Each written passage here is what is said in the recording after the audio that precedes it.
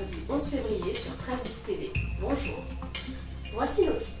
Social, habitat social, inauguration Place Perrin de logements sociaux gérés par Habitat et Humanisme.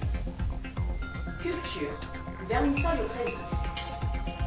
Sortie match d'improvisation, la radie, les imposteurs. Et votre météo du jour. Habitat et Humanisme. Selon la Fondation Abbé Pierre, on compte en France 3,5 millions de personnes mal logées. 700 000 n'ont pas de domicile personnel, 85 000 vivent dans une habitation de fortune, cabane, camping ou mobil-home. La Seine-sur-Mer est aussi confrontée au mal logement.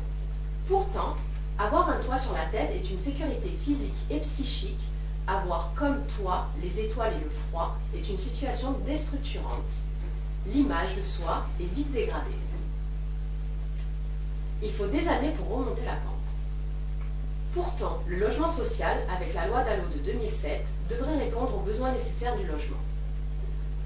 Pour répondre à ce défi du mal logement, des associations œuvrent et prennent place auprès des pouvoirs publics pour amener leur petite pierre à l'édifice.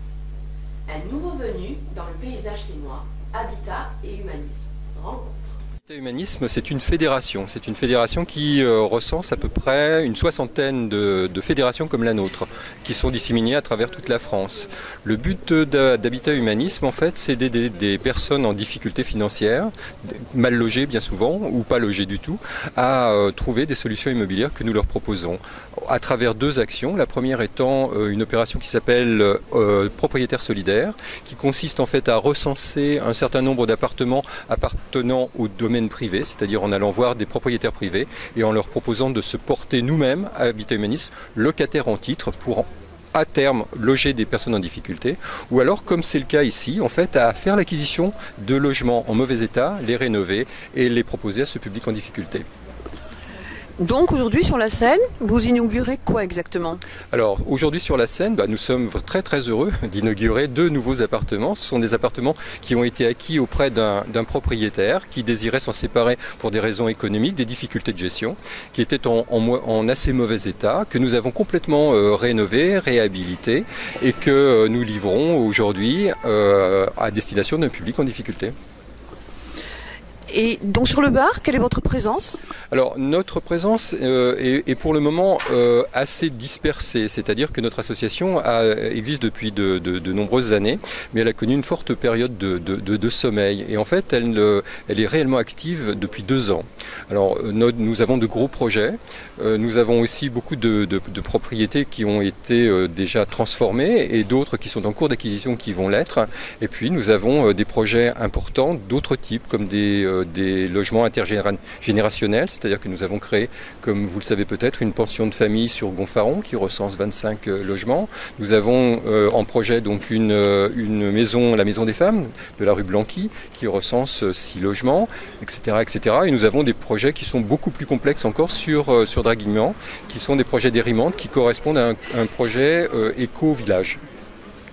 Très bien, donc une association très active désormais sur le bar. Très active, un peu opportuniste pour le moment dans ses choix, puisqu'en fait des propositions nous viennent régulièrement, nous les étudions à chaque fois avec beaucoup de minutie et nous les élisons en fonction effectivement de leurs meilleures opportunités.